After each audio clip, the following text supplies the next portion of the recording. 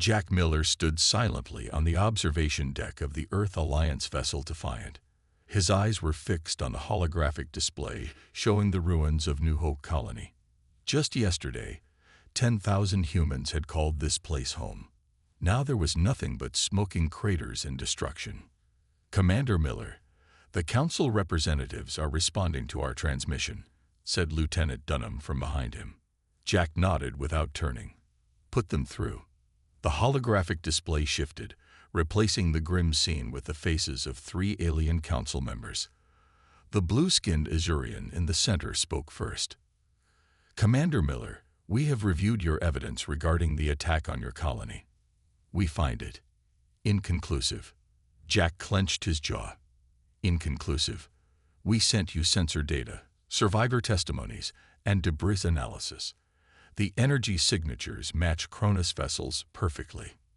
The reptilian council member to the right made a dismissive gesture. "Many species use similar weapon configurations. Without direct visual confirmation, we cannot sanction the Cronus Imperium." "This is the 3rd attack in 2 months," Jack said, struggling to keep his voice even. "How many more colonies need to be destroyed before you act?" The 3rd council member, a gaseous being contained in a translucent shell, pulsed with light as it spoke. "Perhaps if humans had developed more advanced defensive capabilities, these unfortunate incidents could be avoided." Jack felt his blood boil. The message was clear. As always, humanity was too young, too primitive to deserve equal standing or protection. "This meeting is adjourned," the Azurian said. "We suggest you improve your evidence collection methods for future incidents." The transmission ended, leaving Jack staring at empty space. Lieutenant Dunham approached cautiously. "Same response as always, sir." "Exactly the same," Jack replied. "Set course for Earth. Maximum speed." 3 days later, Jack stood in a secret underground facility beneath the Rocky Mountains. Around a large table sat 12 people, the leaders of Earth's most powerful nations and military forces. "They won't help us," Jack finished his presentation. "They never will. The Council sees us as children at best, resources at worst." President Rivera nodded grimly. "Then it's time for Plan Omega.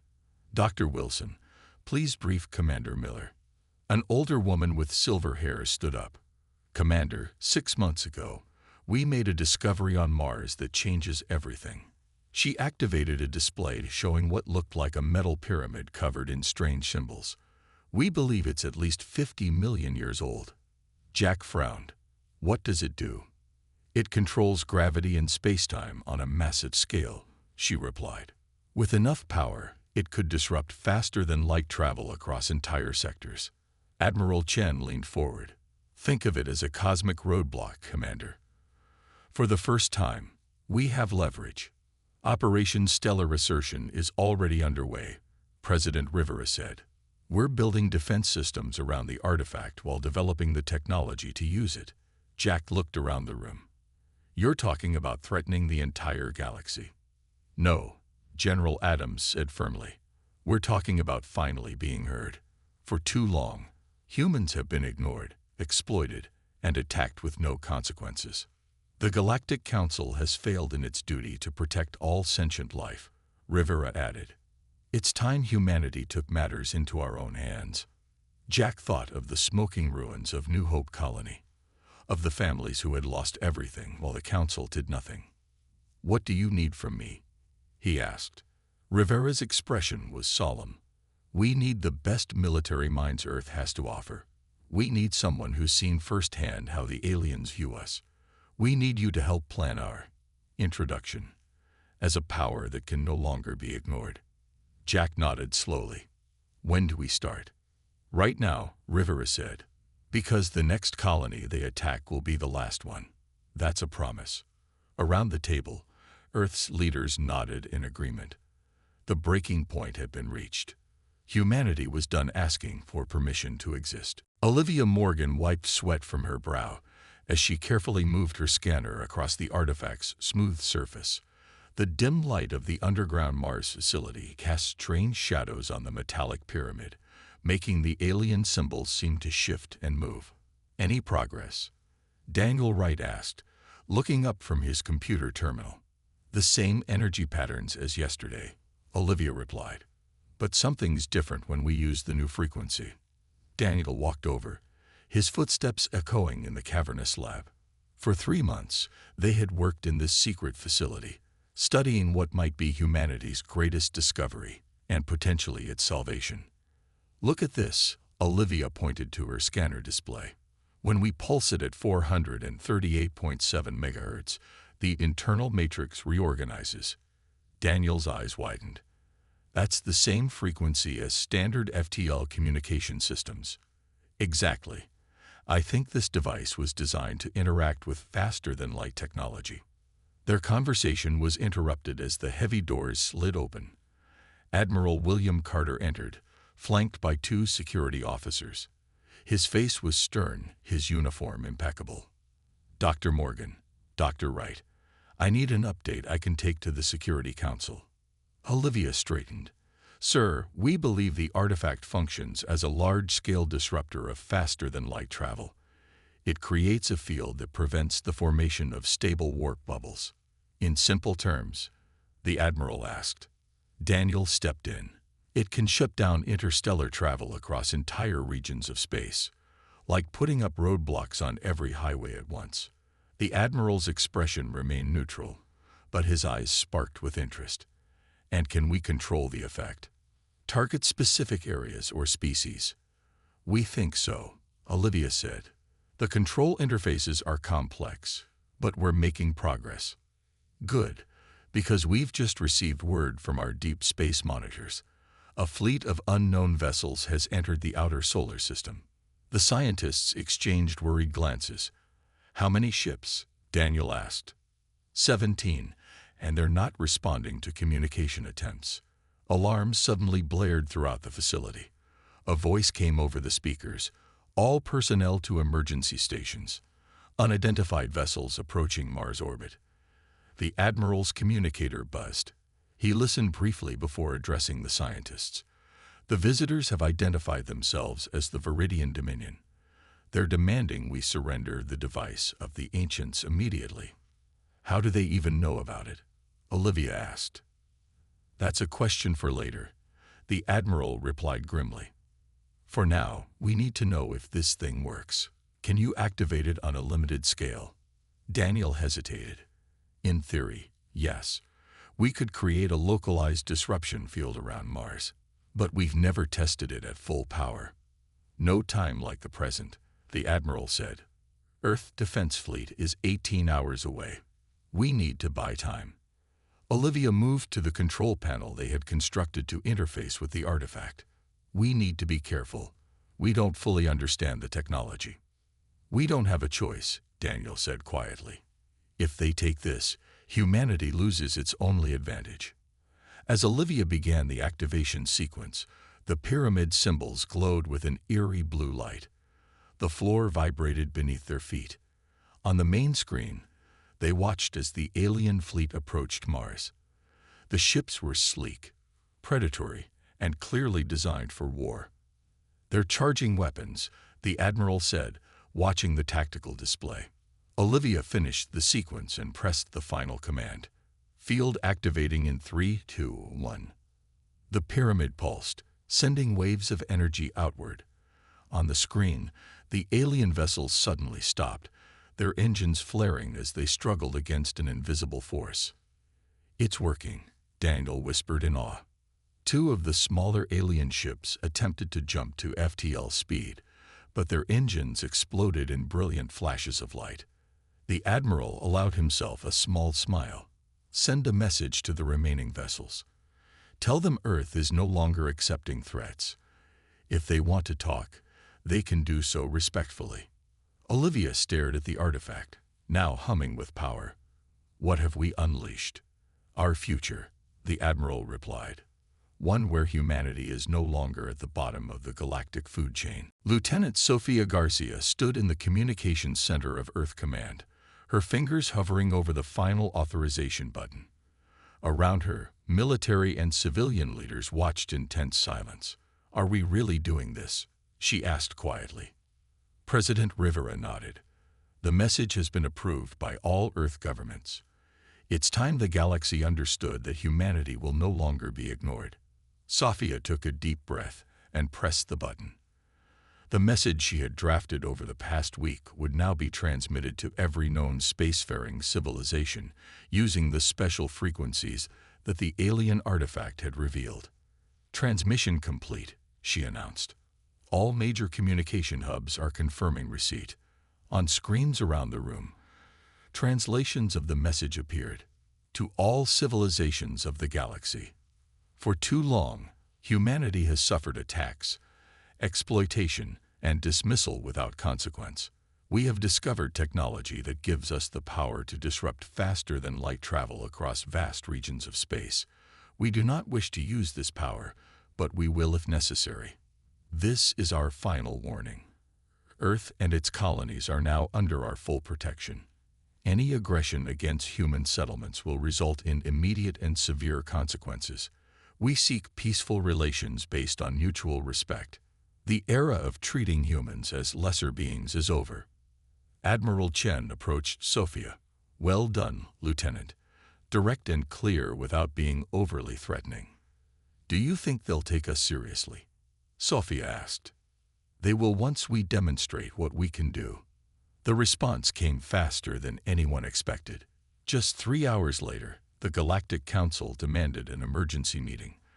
The holographic projectors in the command center activated, showing the 9 members of the Council's inner circle. The Azurian counselor spoke first, his blue face tight with anger. "This is outrageous. You threaten the entire galactic community with technology you barely understand." President Rivera stepped forward. "We understand enough. We understand that when our colonies were attacked, you did nothing. When our ships were pirated, you called it unfortunate. Now that we have power, suddenly you want to talk. You are too young a species to wield such technology," hissed the reptilian counselor. "You will destroy trade routes that have existed for millennia. Then perhaps you should have considered that before dismissing our requests for protection," Admiral Chen replied. The gaseous counselor pulsed with agitation. "We demand you surrender this technology immediately or face severe sanctions." President Rivera smiled slightly. "I believe a demonstration is in order, Admiral." Admiral Chen nodded to the technicians. On a separate screen, they watched as the artifact on Mars activated at a higher power level than before. Its target, a minor trade route near the Rigel system, far from Earth but important to several council races. Reports began flooding in within minutes. Ships dropped out of FTL travel, stranded. Others couldn't engage their drives at all. The route had effectively been closed. The council members fell silent, their expressions ranging from shock to outrage. "That was approximately 10% of the device's capability," Admiral Chen said calmly, "and targeted to affect only a 50 light-year corridor. Imagine what would happen if we increased the power and range." "This is an act of war," the Azurian counselor growled. "No," Sophia stepped forward, surprising herself. "This is a request to be treated as equals. The trade route will be restored in 24 hours as a show of good faith. But understand this. The next attack on human interests will result in much more significant disruptions." The economic reports were already coming in. Markets on 17 worlds were plunging as goods failed to arrive. 3 minor governments had already sent separate messages requesting direct talks with Earth. As the Council grudgingly agreed to new diplomatic discussions, Sophia caught President Rivera's eye. The President nodded slightly. The message had been received. For the first time in its brief galactic history, humanity was being heard.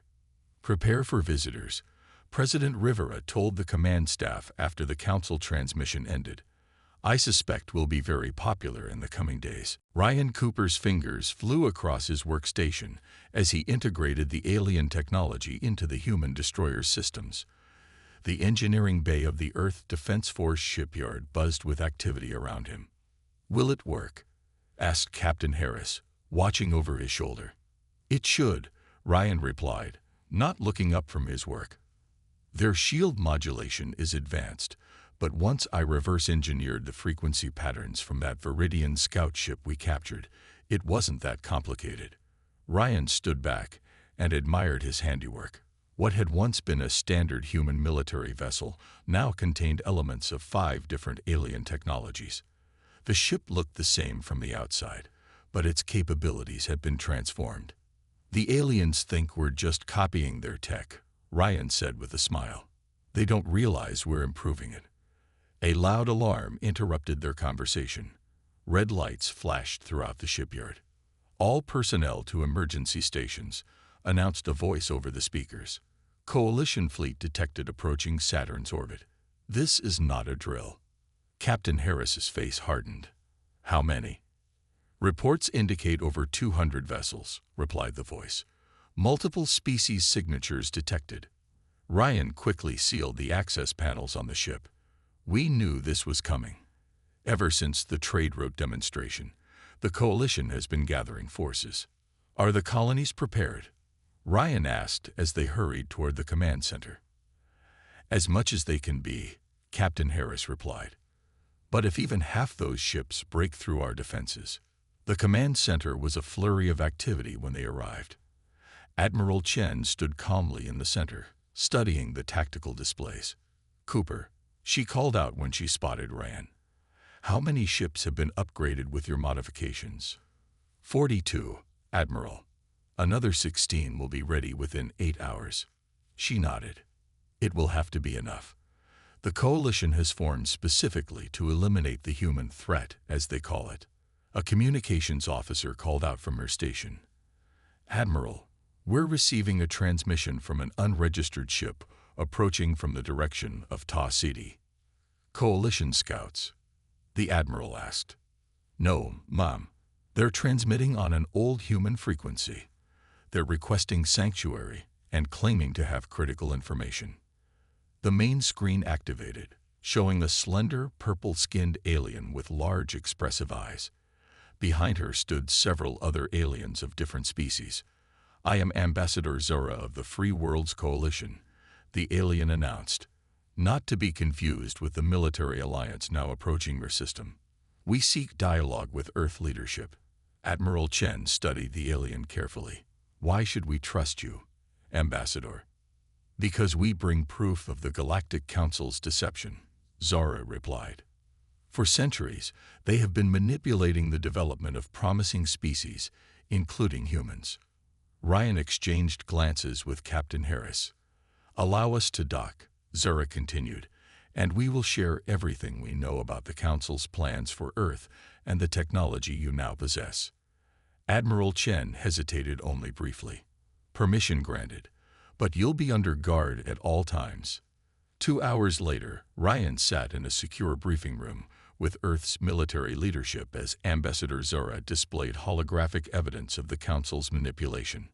The artifact you discovered was deliberately left on Mars, she explained. The Council factions have been playing a long game, using Earth as a pawn in their political disputes. Why tell us this now? Admiral Chen demanded. Because you've changed the game, Zara said simply. Many of us believe the Council's dominance has lasted too long. Some worlds see humans not as a threat, but as potential liberators. Ryan studied the technical data Zora had brought. This shows how to fully activate the artifact's defensive capabilities, he said with growing excitement. And these ship designs, they're far more advanced than anything the Coalition is using. We offer an alliance, Zora said. Your determination combined with our knowledge could reshape the galaxy's power structure.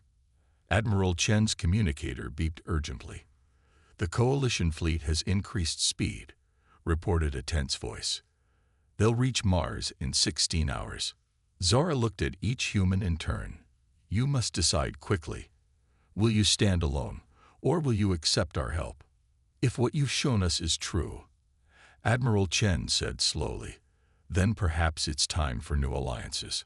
Outside, the shipyard's activity doubled as Earth prepared for the coming battle. The massive Coalition fleet emerged from faster-than-light travel at the edge of the solar system, a wall of gleaming metal against the darkness of space. 237 ships of various designs and sizes, united by a single purpose: to end the human threat. On Earth's orbital defense platform, Dr. Elizabeth Bell watched the incoming fleet on the main view screen. Her life's work, the planetary defense grid, was about to face its first real test. "All stations report ready, Doctor," said her assistant. Elizabeth nodded. "Activate the outer ring. Keep the inner defenses in standby mode." Across the solar system, hidden satellites and automated platforms powered up. Elizabeth had designed the system knowing that humanity would always be outnumbered. The grid didn't rely on brute force, but on clever placement and unpredictable attack patterns. "Coalition fleet is deploying into attack formation," announced the tactical officer. "They're sending a transmission." The screen changed to show a large insectoid alien with gleaming mandibles and compound eyes. "Humans," the alien clicked. "I am Supreme Commander Vexcor of the Coalition. Your possession of ancient technology has upset the balance of power in our galaxy. Surrender the artifact and all related research immediately, or we will take it by force." President Rivera stepped forward. "Commander Vexcor, I am President Rivera of Earth. We are willing to discuss terms that respect our sovereignty and security." "The time for discussion ended when you threatened galactic commerce," Vexcor replied. "You have 1 hour to comply, or we will begin our assault." The transmission ended. Elizabeth turned to the President. "Their ships are already moving toward Mars, Madam President. They don't intend to wait an hour." "Then neither will we," Rivera replied grimly. "Is Diplomatic Officer Hayes ready?" "Yes, Mom. His shuttle is standing by." Nathan Hayes had been Earth's most successful diplomat before the crisis. Now he waited in a small shuttle, prepared for a dangerous mission. "Coalition vessels are accelerating toward Mars," reported the tactical officer. "They're deploying smaller attack craft." President Rivera nodded to Elizabeth. "Dr. Bell, you have operational command. And Nathan." She activated the comm link to Hayes' shuttle. "You know what to do if things go badly." Nathan's voice came through clearly. "I do, Madam President. One way or another, they'll understand our position today." Elizabeth moved to the command console. "Launch defensive swarms Alpha through Delta. Activate Mars perimeter stations." Thousands of small drone-like devices emerged from hidden bases on Mars moons, creating a cloud of potential threats for the Coalition fleet to navigate. "Coalition ships are charging weapons," the tactical officer reported. "Their lead vessels are targeting our Mars research facility." Elizabeth took a deep breath. "Deploy countermeasures, and inform Admiral Chen she is cleared to engage." From behind the red planet, Earth's small but newly upgraded fleet appeared, led by Admiral Chen's flagship. The Coalition ships fired their first salvo, energy beams lancing toward the Mars facility. Elizabeth pressed a sequence on her console. Activating Shield Array 1. Above Mars, the atmosphere shimmered as dozens of satellites projected a unified energy field. The Coalition's weapons struck the shield and dissipated. "Shield holding at 92%, her assistant reported with surprise. The alien modifications worked. On another screen, Nathan Hayes' shuttle approached the Coalition flagship, broadcasting on all frequencies. "This is Earth Diplomatic Shuttle requesting emergency parley under galactic common law." Supreme Commander Vexcor ordered the shuttle destroyed. 3 Coalition fighters moved to intercept. Elizabeth smiled tightly. "Just as we predicted. Activate System Beta 9. The attacking fighters suddenly lost power, drifting helplessly as Nathan's shuttle, protected by technology provided by Ambassador Zara, continued toward the flagship. "Coalition main fleet is launching a full attack," the tactical officer announced tensely. "Then it's time to show them what humans can really do," Elizabeth said.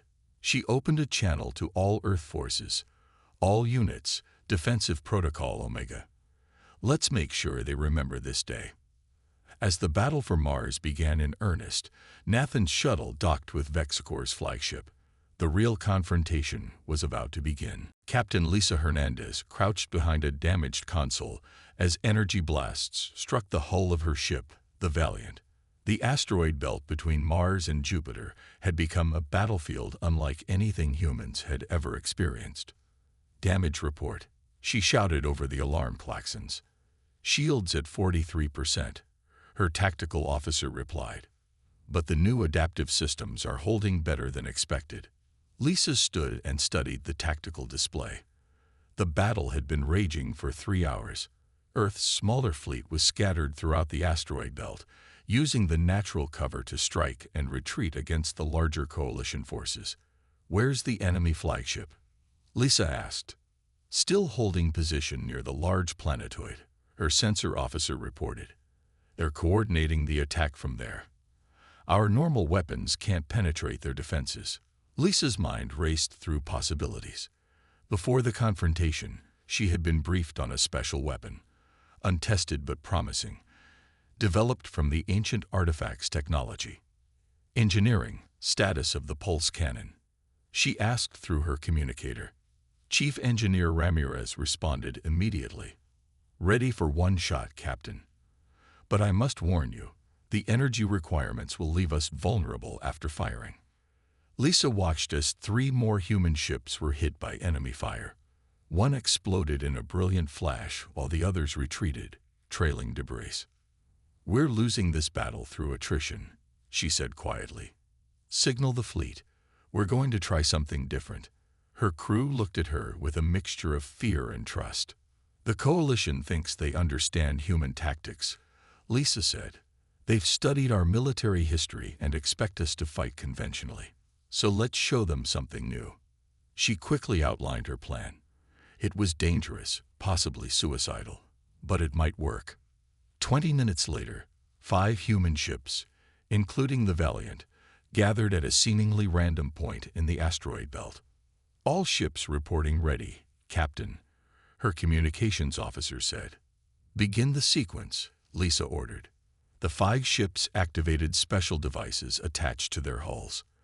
The devices had been created based on Ambassador Zara's designs, generating a massive distortion field that confused enemy sensors. "They see us as a much larger force now," the tactical officer reported with satisfaction. "Coalition ships are diverting to intercept." Lisa gripped her chair. "Hold position until they're committed to the attack. Then execute Phase 2. The Coalition ships approached quickly, eager to destroy what they believed was a major human battle group. "They're in position," the tactical officer announced. "Energy readings indicate they're charging their main weapons." "Now," Lisa commanded. 4 of the human ships suddenly accelerated away in different directions, confusing the coalition forces. The Valiant, however, shot forward directly toward the enemy flagship, its engines pushed beyond safety limits. "They're targeting us," the tactical officer warned. "Multiple weapon locks detected." "Evasive pattern Delta," Lisa ordered calmly, "and activate the pulse cannon." The Valiant weaved through enemy fire, taking hits but pressing forward. A massive weapon emerged from its bow, glowing with strange energy. "We're in range," Ramirez reported from engineering. "But we'll only get one shot." "Target their command center," Lisa said. "Fire." The pulse cannon released a beam of swirling blue-white energy unlike any conventional weapon. It struck the Coalition flagship's shields, which seemed to hold for a moment, then collapsed completely. "Direct hit," the tactical officer shouted. "Their shields are down and their systems are failing." Throughout the asteroid belt, something unexpected happened.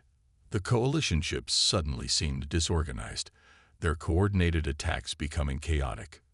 "What's happening?" Lisa asked. Her science officer looked up in amazement. "The pulse disrupted their command network. These species rely heavily on centralized control for battle coordination." Lisa opened a channel to all Earth ships. "This is Captain Hernandez. The enemy flagship is vulnerable. Concentrate all fire on these coordinates." Human ships throughout the belt responded immediately, converging on the disabled Coalition flagship. Without central coordination, the coalition's superior numbers became less important than human adaptability and independent thinking.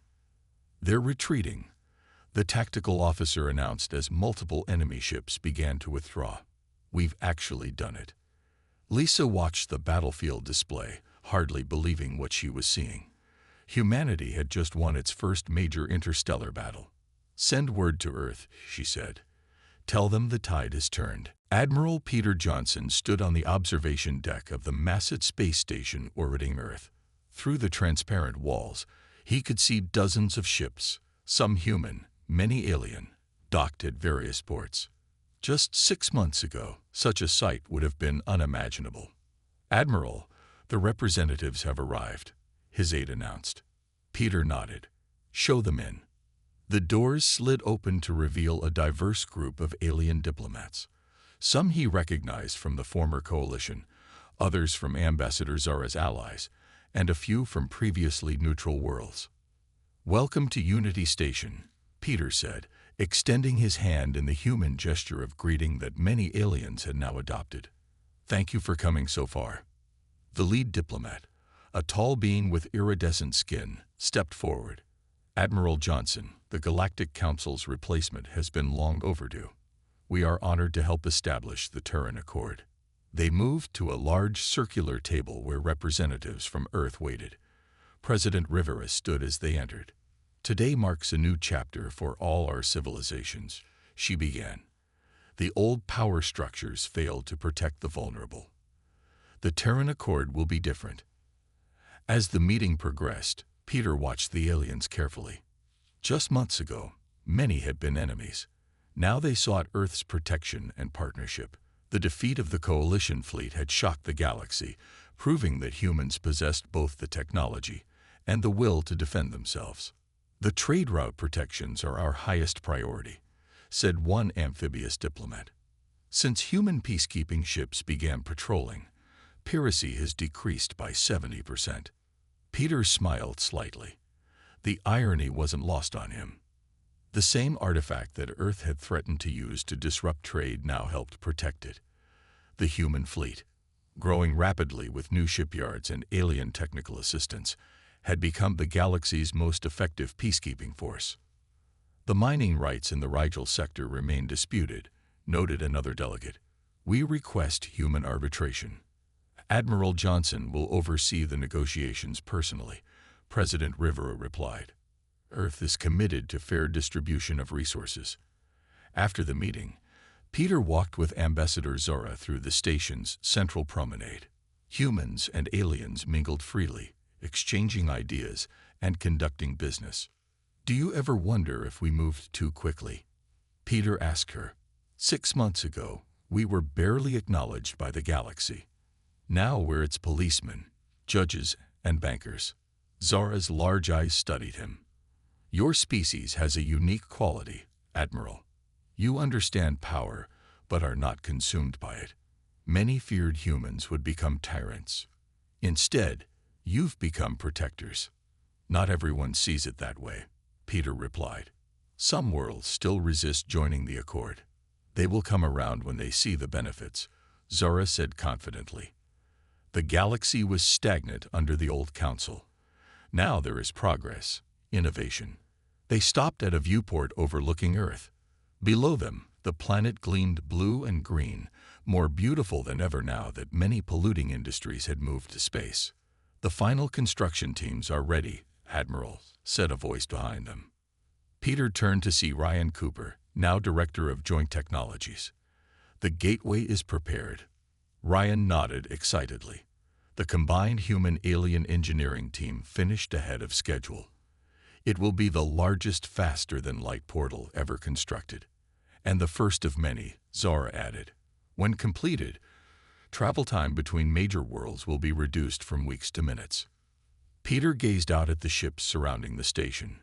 Human vessels with alien modifications, alien ships incorporating human innovations. The integration was happening faster than anyone had predicted. "A year ago, we were fighting for recognition," he said quietly. "Now we're building the future of interstellar travel together." A small ship passed by the window. a human design but piloted by a young Azurian. The new generation was growing up in a different galaxy than their parents. Humanity took charge, Zora observed, but you brought the rest of us with you. That's why it works. Peter smiled as he watched Earth rotate slowly below them. The warning had been delivered, the battle had been won, and now the real work could begin, creating a galaxy where all intelligent species could thrive, with humanity firmly at the helm. Earth Plus 10 appeared in holographic letters as the documentary began playing across thousands of worlds throughout the galaxy. It was the 10th anniversary of the Battle of the Asteroid Belt and humanity's ascendance to galactic leadership. The camera panned over New Singapore, a human colony that had once been destroyed by alien attackers. Now it was a thriving metropolis where dozens of species lived and worked together. Children, human and alien, played in parks beneath crystal domes that protected them from the planet's harsh atmosphere. Kate Wilson walked through the city's central plaza, recording her impressions for the documentary. Once a junior communications officer during the confrontation, she had become one of Earth's most respected journalists. 10 years ago, I watched as humanity delivered its ultimatum to the galaxy, she said to the camera. Many doubted we would survive the response. No one imagined the world we live in today. She paused beside a monument showing human and alien figures standing together. At its base, a plaque listed the names of those who had died during the conflict. The Terran Accord has expanded to include 173 worlds, Kate continued. Trade has increased by 300%. Scientific advancement has accelerated across all member worlds, but questions remain about humanity's dominant role. The scene shifted to an interview with a Viridian diplomat. Humans have been fair rulers, the alien acknowledged, but some ask when leadership will be truly shared. The Council of Worlds still defers to Earth on major decisions. Kate's next interview was with Admiral Peter Johnson, his hair now gray at the temples. We never sought to rule, he explained. We sought respect and security. The transition to a more balanced power structure is already underway. Yet Earth still controls the most powerful military fleet in known space, Kate pointed out. Peter smiled slightly. Would you prefer we didn't? The peace we've established is still young. Later that day, Kate attended a special ceremony at Unity Station. President Rivera, now in her second term, stood with representatives from 20 alien species. Today we activate the final gateway in the first phase of our interstellar network, Rivera announced. For the first time, the major worlds of the Terran Accord will all be connected by instant transportation. Kate watched as the massive ring-shaped structure in orbit around Earth glowed with energy. Similar gateways around distant stars activated simultaneously, creating a network that would transform galactic society forever. As the ceremony concluded, Kate noticed a young human woman, deep in conversation with an Azurian scientist. They were examining technical diagrams together, pointing and discussing with animated gestures. "Excuse me," Kate said, approaching them. "I'm recording impressions for the anniversary documentary. What are you working on?" The human woman smiled. "I'm Dr. Susan Parker. We're finalizing plans for the Deep Space Exploration Initiative. The first truly joint mission," added the Azurian. "Equal numbers of crew from all major Accord species, venturing beyond known space." "And who's in command?" Kate asked. Dr. Parker laughed. "That's the interesting part. Command rotates among the senior officers. We're trying a new approach, shared leadership." Kate recorded their conversation, realizing she was witnessing something significant. The exploration ship represented a possible future, one where humanity led by example rather than authority. That evening, Kate stood on an observation platform, looking out at Earth and the new gateway.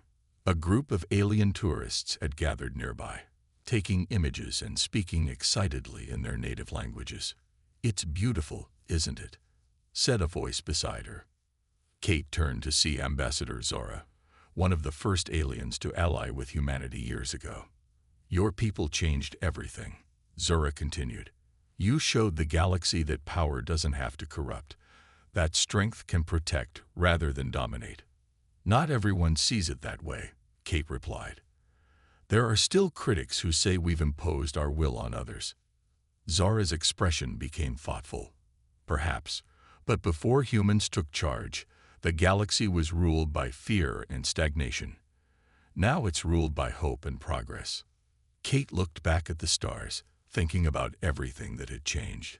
Humanity had indeed taken charge, but in doing so, had created something greater than itself, a future where all species could rise together.